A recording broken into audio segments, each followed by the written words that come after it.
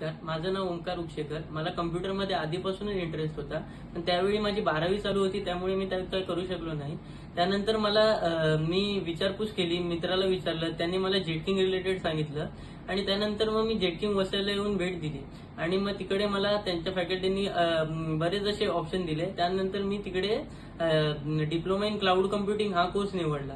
त्या कोर्समध्ये मला खूप काही शिकायला भेटलं. तिथे क्लाउडमध्ये मला नेटवर्किंग भेटलं, त्यानंतर मला हार्डवेअर आणि CCNA असं खूप काय शिकवलं. त्यानंतर तिथे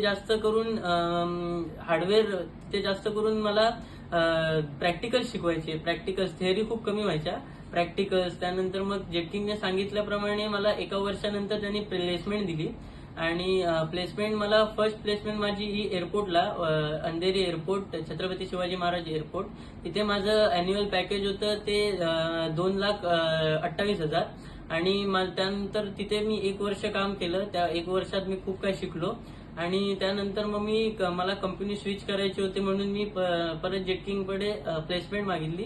मग त्यांनी मला परत प्लेसमेंट दिली. आता मी सध्या CDP मध्ये काम करतोय आणि इथे माझं पॅकेज आहे 2,52,000 आणि मी खूप खुश आहे. Thank you Jetking Vasai, thank you Shangrila ma'am, thank you Manoj sir, thank you.